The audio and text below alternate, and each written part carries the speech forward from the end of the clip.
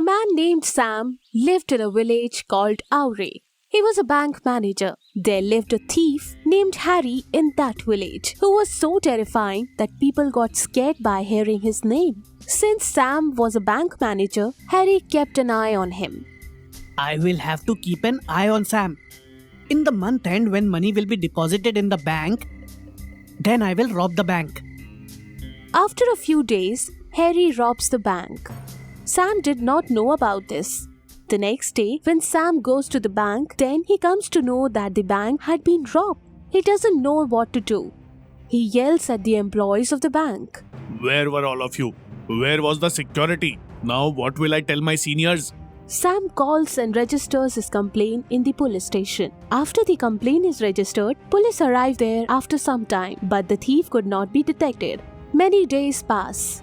Police couldn't do anything. Since Sam was the manager, the entire responsibilities fell on him. One day, it was late when he was returning from bank, and when he was crossing the way, he saw Harry and his friends talking. Sam waited and tried to listen what they were talking. Hey, the manager Sam did almost all the work for me. Sam is a very simple guy. He does his work very cautiously. Yes, this is true. Yeah, come let's go earn some money. Otherwise we will have to die hungry. Come, let's get to robbery. Hearing all this, Sam got terrified. He immediately went to the police station and registered a complaint against Harry. Police started looking for Harry and checked every nook and corner, but they couldn't find him. Few days passed. Sam saw that some weird things were happening in the village. One day, a tea vendor stopped in front of Sam's house, and the vendor started shouting to sell his tea. Listening to this, a man named Robin went near him. Hey, tea vendor, it seems that you are new to this village. Yes, sir.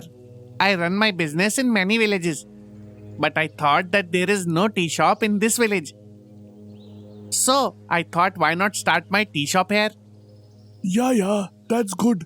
Give me a strong cup of ginger tea. Yes, I am giving you, sir. Robin drinks his tea, and after some time, he fell unconscious. Then the tea vendor took him on his vehicle and put him on Harry's den. Now every day such things started happening in the village, but people were not aware that the tea vendor was the person who was doing that. Few days passed. The tea vendor took many people and put them in the den outside the village. Sam saw the tea vendor doing this one day, and Sam came to know that this was the tea vendor who was taking people out of the village. Sam also came to know that he was Harry's partner. Seeing all this, Sam got terrified. Next day, in order to tell these things, Sam went to the village head. Sir, there is a tea vendor in our village. He offers tea to people and they fell unconscious. He takes them out of the village and imprisons them there. I am very much afraid, sir. I am also afraid, Sam. We will have to find some solution for this problem. Let's do one thing. We should go to a priest with some villagers. He will lead us. Yes, sir. Saying this, village head and some villagers went to the priest. Greetings, sir. We need your help. Tell me, child, you all have come here. Sir, There is a tea vendor that comes in our village. He offers tea that makes people fall unconscious. He puts them on his vehicle and takes them to the forest, imprisons them. Hearing all this, priest meditates, and with the help of the divine power, he comes to know that this tree vendor is Harry's friend, and both of them are picking up people to take them out of the village because few days back both of them were killed. They are torturing people in order to fulfill their desires. Priest said all this to Sir. Sir, is there any solution for this? There is only one solution for this. One of you will go to him, and while talking to him, he will have to sprinkle this ash on his body. Which will turn him to ash. Will this really happen, sir? Yes, of course. It will happen this way. Sam and other villagers came back home, and there starts a discussion that who would go to Harry's den. Sam, you are a quiet person and do any work sensibly. I think you should go there and all of us will be here, hidden. Yes, I will certainly go. When you all will be there, I will not be afraid. The next day, few people went to Harry's den and hid there. Sam took the ash that priest gave him and went there. he saw the tea shop vehicle there. Sam stood there quietly for some time. After some time, Harry and his friends came there in ghost form. Seeing the ash in Sam's hands, Harry got terrified. Sam acted prudently and Harry stood there asking for forgiveness. Sir, please forgive me. I never settled down myself, but I have broken many homes. Actually, both of us went to jail few days back and we broke the jail. While running, we did not notice that we were on highway. And we came under a vehicle and we died. After this, we started torturing people to take revenge. We picked them from the village and keep them here as prisoners. Now you know what you are doing is wrong. You will have to set these people free. If you do this, I will liberate you. Is this possible, sir? I respect you a lot. And so, whatever you will say, I will do. Yes, I will put an ash on your body and this will liberate you. Yes, sir. Thank you very much. I have hidden all the bank's money under that tree. You can take them with you. Yes. Saying this, Sam sprinkles ash on Harry and his friend's body, and with that, both of them get liberated. Sam frees all the villagers who were imprisoned there. With the help of the villagers, Sam digs under that tree. He gets all the money back after that digging. Sam deposits all the money in the bank, and after that day, villagers started living happily.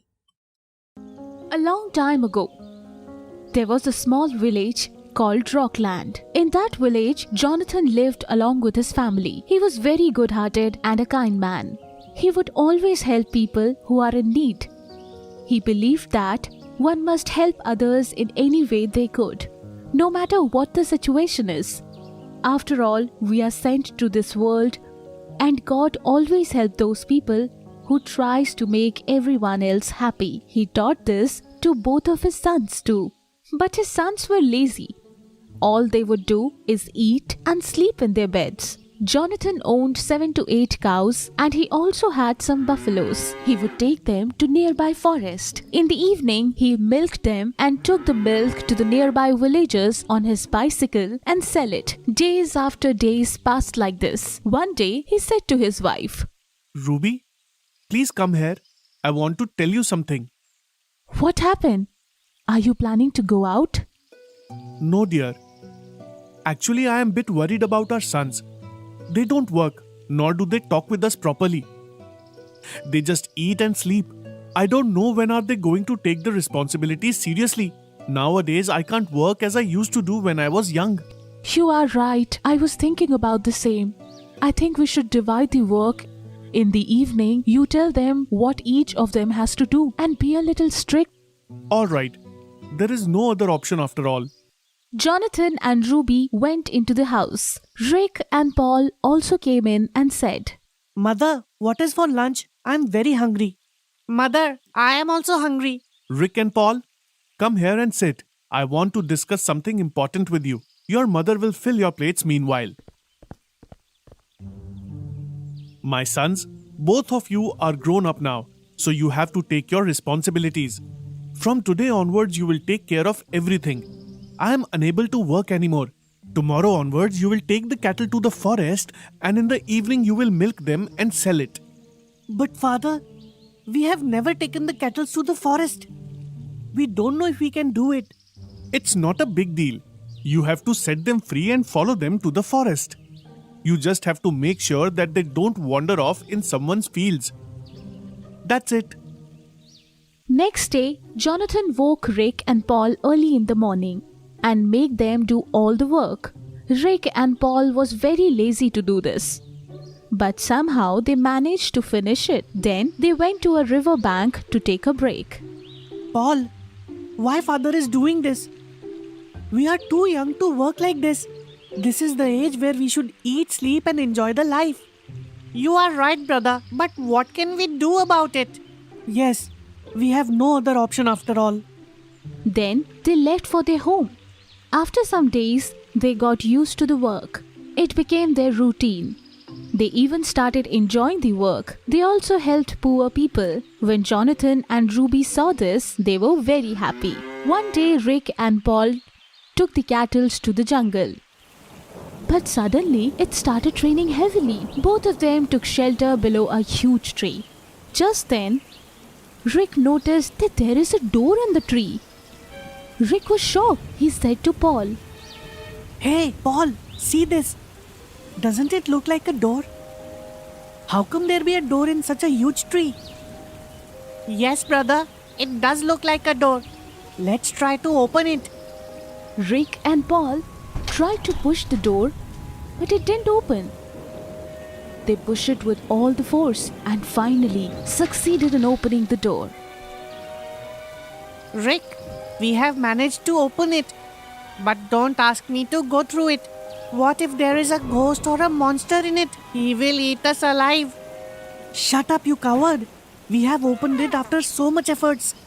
We won't go back until we see what's in it. Let's go. And you have matchbox, right? Light these sticks up. It is dark inside. We will need light to see.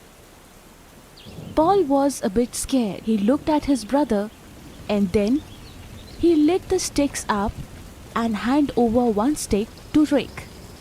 Rick, you are the elder one, so you should be the first to go in and I will follow you as usual. I am very scared. Of course, I know that you are coward. Come on, follow me quietly. Both of them used the light from the stick and went in through the door. When they reached inside, they saw a tunnel. There were lots of spider webs that they had to clean before going forward. After some distance, they saw the light coming through the tunnel. Can you see the light, Paul? I think there is some gold treasure over there, which is shining so bright. Yes, brother. I also think so. But what if it is something else than a treasure? Why do you always think about worst? Coward, follow me. Both of them moved forward in the direction of the light. When they reached near the light, they saw shining diamonds, rubies, gold jewelry, pots filled with gold coins, golden statues, and many precious things. The cave was filled with gold. They couldn't believe in their eyes. Paul, is this real? So much gold and jewels. No one in the world would have so much of gold. We are rich, very, very rich. Just then, Paul heard someone whimpering, as if someone is moaning in pain. He tried to find out from where the sound is coming. Then he saw a wounded bear in a corner. Rick and Paul rushed to the bear. After getting closer, they noticed that there is a big wound on the bear's leg. Brother, we should help him. He won't survive otherwise. But what if he attacked on us? Then we may not be able to run away. We should take the gold as much as we can and leave before he wakes up. No, brother. We have to help this bear. Don't you remember what our father taught us? We should always help others, whatever the situation is. We can't leave the bear to die. Let's tie a bandage on his wound. You go and get some water. All right, I will get water. When Paul went near the bear to tie a bandage on his wound and touched him, it started shining brightly.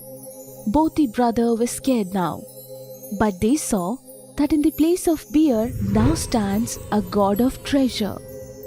Who are you? I am God of Treasure. I am very thankful to both of you. I was cursed and locked in this tunnel for many years. I had to stay in the form of bear until a human comes and touches me. When you touched me, you broke the spell. I am really very thankful. And in exchange of this favor, I offer you all this treasure. You can take as much as you want. Saying this, the god disappeared. Rick and Paul came home with the treasure. They built a very big house. But they also helped the people in their village. And this way, they enjoyed their life. There was a man named John who lived in Bridgetown village. He owned a butcher shop in the same village. John lived with his mother. He has reared a lot of goats. His mother took care of these goats. John's business was going well. but this also made him greedy. He didn't treat his customers fairly. One day, an old man came to his shop. Hello, John. I want 1 kilogram mutton, my son. Oh, yes, uncle. This is your shop too. You can have it. My son, today some guests are coming to my home, so I want 1 kilo mutton. But I don't have money to pay for it. Uncle, I work only for money. You know that, right? Yes, my son, I know. But I don't have money right now. But I will give you your money in 1 or 2 days. Uncle, why should I trust you? Oh dear. If you don't trust me, then take this ring that I am wearing now. You can keep this ring until I pay you for the mutton.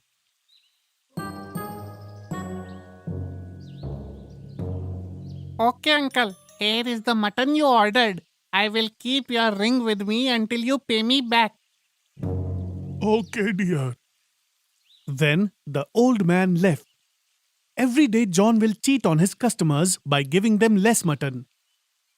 His business was growing. One day, a small boy came to his shop. Uncle, my mother has told me to bring 1 kilo mutton from your shop. Of course, I will give you. My dear, it has been so long since I saw you last time. Yes, uncle. We were at my grandmother's house. Oh, really? While talking to the boy, John removed some mutton from the plate. The innocent boy was not paying attention to this. Here, take this. This continued for many days. Now John was an expert in cheating, but people were unaware of this, and hence his business was growing fast. One day, a servant of a very rich man, Edward, came to his shop to order mutton. Hello, John. My boss is planning a very big party, and for that we need 40 kilo mutton. Can you give us that much mutton? Of course. Why not? I went to many butcher shops, but no one was ready to give that much quantity. Then I heard your name and came here. You have come to the right place, my friend. I can give you as much of mutton as you want. Just let me know on which day and at what time do you want it. I want it the day after tomorrow in the morning. You will definitely get it. Give me the address where you want me to deliver it. Servant gave his boss's card to John. Here, take this. Deliver on time. And this is some advance. Remaining money you will get at the time of delivery. Okay, you will get it on right time. After that, the servant left. John was very happy. After going home, he shared the good news with his mother. Mother, today I am very happy. Today I got a very big order. I have to provide 40 kilo mutton. This is really great news. You should start planning for it now. Yes, mother. That day, John woke up early and cut the mutton in pieces. Then weighed the mutton, and after weighing it, he removed 5 kilo mutton from 40 kilo mutton. Now he packed only 35 kilo mutton. I have fooled so many people to the date, but no one has ever found out. I should try cheating with a larger amount this time. Now John took the packed mutton and reached the address that the servant had given to him. Hi, it's great that you brought it so early. Yes, I brought it early as you have told me to be on time. Thanks. You wait here, I will get the remaining money from my boss. All right. While John was waiting, the servant went and get the money from his boss. Here is your money. Thank you, my friend. Saying this, John left the house. As the night falls, the party at the boss's house began. There were many guests attending the function, but at dinner time, To this day, there was never a shortage in any of our programs. Then how did mutton was finished so soon this time? Last time so much was left and this time it was not enough. How is it possible? Yes, boss, that is true. We have to find out how did this happen. We have ordered 40 kilo mutton but only a few people ate it. Who prepared the mutton? Call that chef. the servant went and brought the chef with him.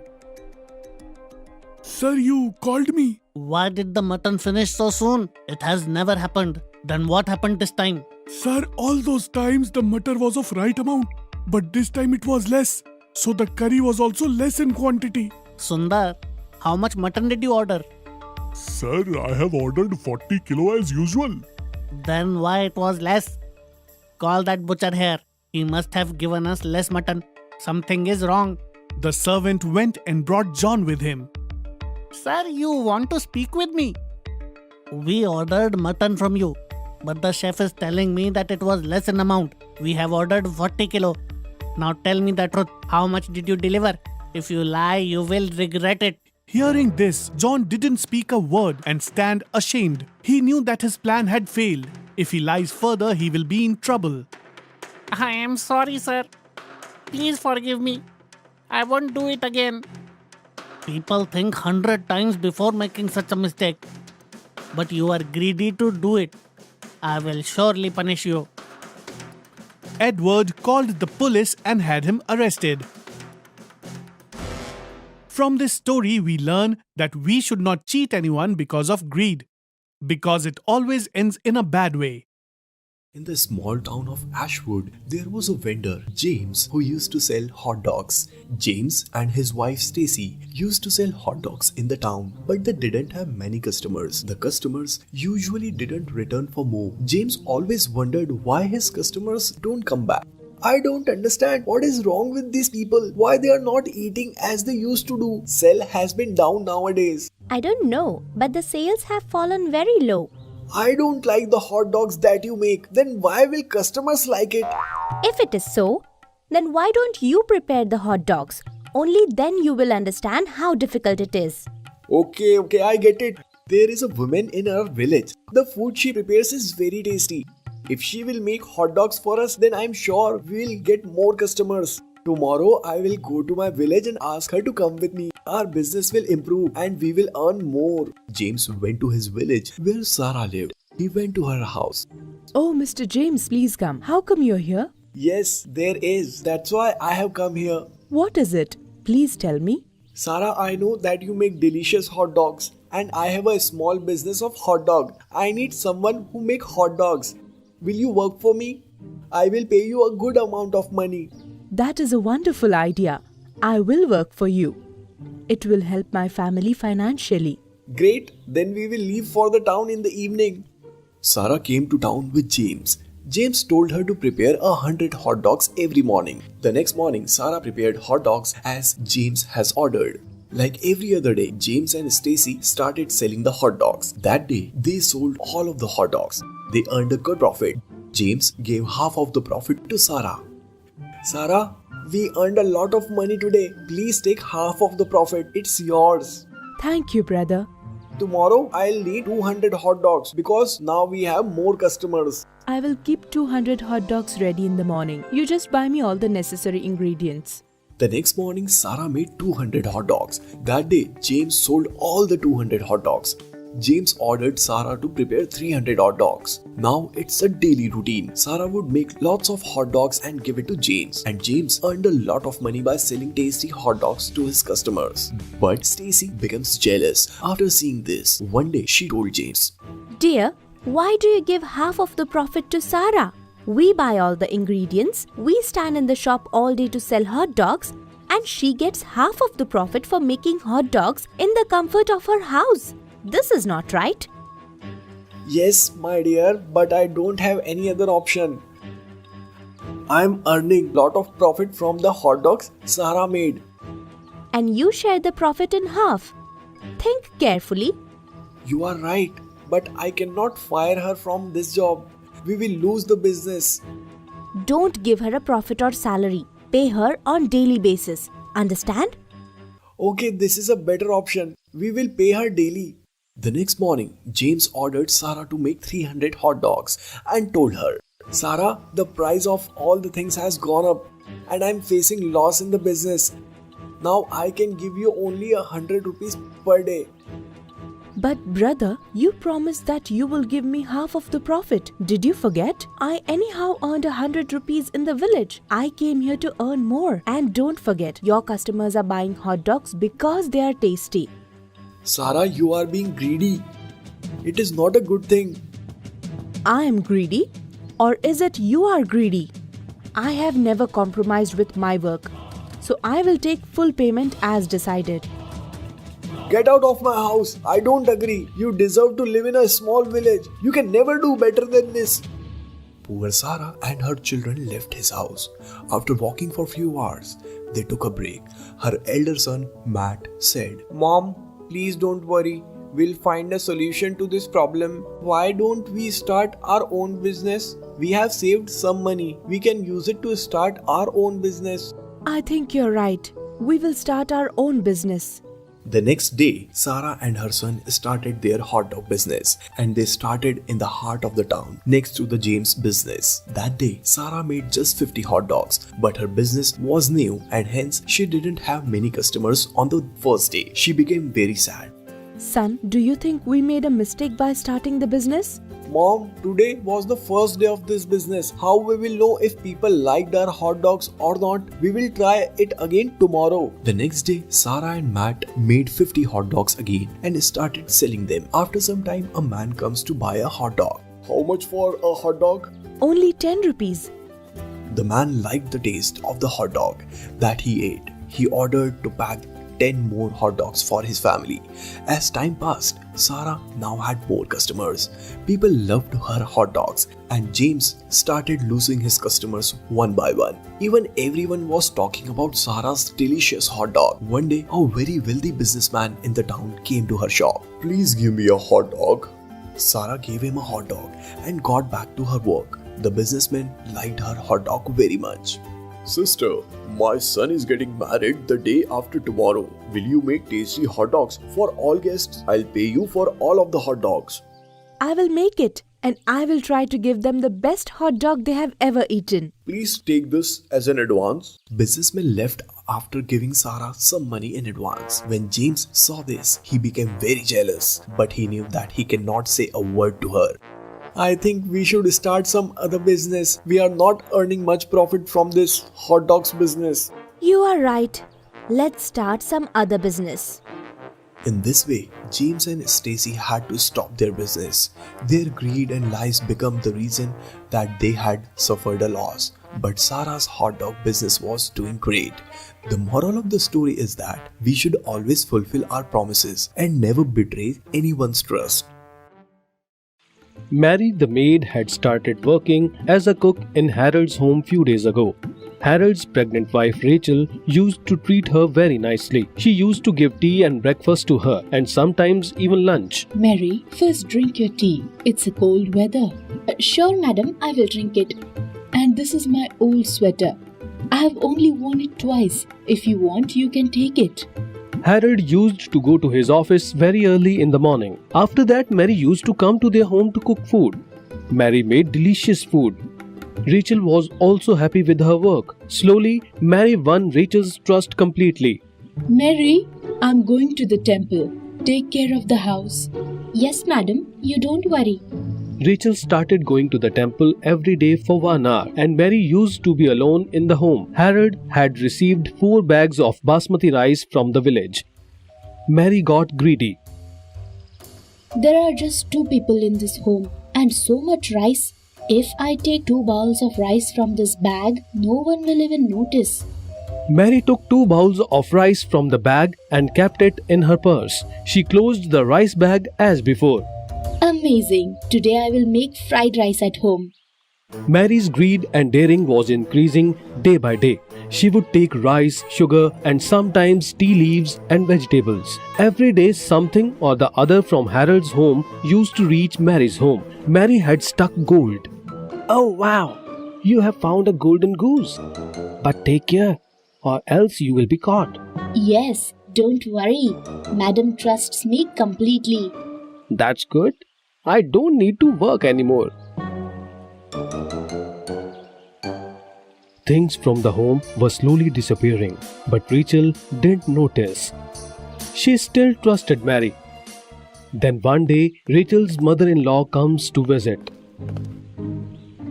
Greetings, mother. Oh, don't bother, daughter-in-law. How are you feeling now? It's fine. I just feel tired sometimes. Don't worry. It's normal in pregnancy. Now I'm here to take care of you. Let's click a selfie first. Rachel introduces mother-in-law to Mary. Mother, she's Mary. She cooks for us and takes care of other small things in our home. She supports me a lot. Okay. That's fine. Rachel's mother-in-law was very smart and tech-savvy. She could easily get a hang of a person just by observing them. When Rachel used to go to the temple, she used to sit on the swing to pray. And in every 15 minutes, she used to walk into the kitchen. Because of her presence in the house, Mary was not able to steal things. When will this old lady go back? I'm afraid to steal anything now. Mary's clever mind notices something. When mother-in-law sits on the swing, it creaks, and it takes 10 minutes for her to complete a round of praying on the beads. Okay, so this means that this old lady will not get up from there for 10 minutes. Huh? This time is enough for me. For the next 2-3 days, Mary is successful in stealing a few things. She feels happy. I'm going home. I've kept the food in the fridge. Okay. As Mary is leaving the house, mother-in-law notices a suspicious bulge in Mary's bag. Huh? When she came in the morning, her bag was folded. How come it's full now? Next day, Mary comes to work. Mary, Rachel has left for the temple and I'm sitting for my prayers. Later, I will come to the kitchen to make some sweets. Okay. Mary comes to the kitchen. She can hear the creak of the swing. She assumes that now mother-in-law will not get up for 10 minutes. This lady will not come here for 10 minutes now. I should put some vegetables in my bag. Mary finishes her work and starts to leave for her home. I'm leaving for home. Okay, what are you going to cook at home today? Thought of making mixed vegetables today. Okay, that's good. So how many vegetables did you take? Huh? She is surprised to hear this question from the mother-in-law, but manages to answer. I haven't bought it yet. I will buy them on my way home. During this, Rachel also comes back. But you already have the vegetables in your bag. Let me see. Mary realizes that she has been caught and she feels guilty. Mother, how did you know? Mother-in-law starts laughing and shows Rachel the video she recorded in her mobile. Rachel is surprised to see Mary put vegetables in her bag in the video. Please forgive me. I did a mistake. But weren't you praying at that time?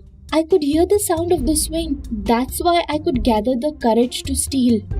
Maybe you didn't notice me holding Rachel's beads, not mine. And if you push the swing once, it will keep swinging for at least 5 minutes. It gave me enough time to record. So that's how the mother-in-law taught Mary a lesson who was a greedy maid. Now Mary couldn't work in that area anymore. Oh God, what have I done? I dug my own grave. Mother, today we have been saved from loss because of you. But daughter-in-law, remember, you should also not trust anyone blindly from now. Not everyone is good in this world. A man named Michael lived in a village. He had a big dairy shop. He used to provide milk, curd, and other dairy products in his shop. Hey, what is this? Where did so many flies come today? Oh shit. Let me throw this before anyone sees. Michael was a miser. Uncle Michael, please give me 2 kg butter. Sure, son, I will give you right away.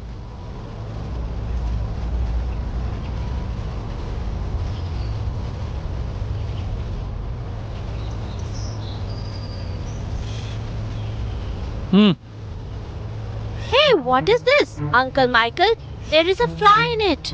What? A fly? Show me. The boy shows Michael the box of butter. Wait, son. I will give you another box of butter. Michael takes out the fly from the box and hands over the same box to the boy. Take this, son. Is it okay now? Yes, Uncle Michael. Thank you. I will leave now. At that time, there arrived 2 sepoys from the palace. Listen, Michael. 40 kg butter should be delivered by noon in the palace. Yeah, sure. But such a high quantity of butter? Is there a party in palace today? Yes. Today the king has thrown a party for the ministers. Okay. Don't worry. You will get the butter on time. Sepoys leave. And Michael starts preparing butter. Listen, Simon. We have to deliver 40 kg of butter to the palace by afternoon. Let's start working quickly. But master, we don't have enough milk to prepare 40 kg of butter.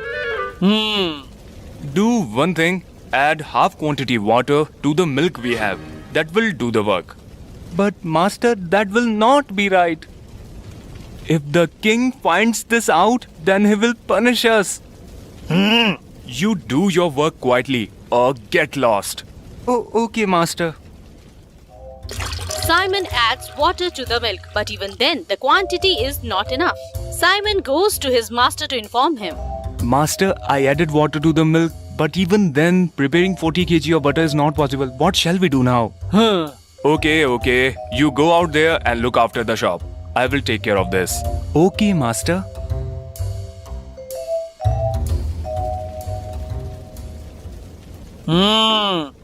I should add vegetable oil to this. Michael takes the case of vegetable oil and adds the butter, and that fills the case of butter fully. Wow, my work is done. Now I have to deliver this to the palace quickly. Michael takes the case of butter to the palace and returns home after delivering that. All the ministers arrive at the party. The party was wonderful. The king welcomes the ministers wholeheartedly. All the ministers eat a lot of food. After the dinner, ministers meet the king and go back to their homes. The king offers each minister a box of sweet as return gift. Wow, the aroma of the sweets is so good. I will also taste the sweets. The king tasted the sweet happily. The ministers also enjoyed the sweets just like the king. After eating the sweets, the king falls sick. Your Highness, the ministers have also fallen sick like you. What? How's this possible? Seems like something was wrong with the sweets. Go and call the chef. Yes, Your Highness. You fool! What kind of sweet did you make? Everyone has fallen sick after eating your sweets. Your Highness, I prepared it very carefully. I have no idea what happened. Your Highness, I think all this happened because of Michael's butter. Are you sure that all have fallen sick because of that butter? Yes, Your Highness, because I could smell vegetable oil in that butter. This means Michael cheats everyone with adulteration. General, send 2 sepoys to Michael's house to keep an eye on him. Yes, Your Highness. Sepoys arrive at Michael's house and sneak up. The Michael was adding vegetable oil to the butter. Oh, what's this? Michael is putting everyone in trouble by adulteration. Yes, we should catch him red-handed and take him to the king. Yes, come quickly. Sepoys enter Michael's house and catch him red-handed. You adulterate butter? Now you will have to answer the king. No, please forgive me. Come, now you will explain things to the king. Sepoys bring Michael to the palace. Your Highness, we caught Michael red-handed, adulterating butter. Does this mean that you fool everyone? Please forgive me, Your Highness. I made a mistake. I will never do this. General, take him and throw in jail. No, Your Highness, please forgive me. I will never do this. The king does not listen to Michael and the general throws him in jail.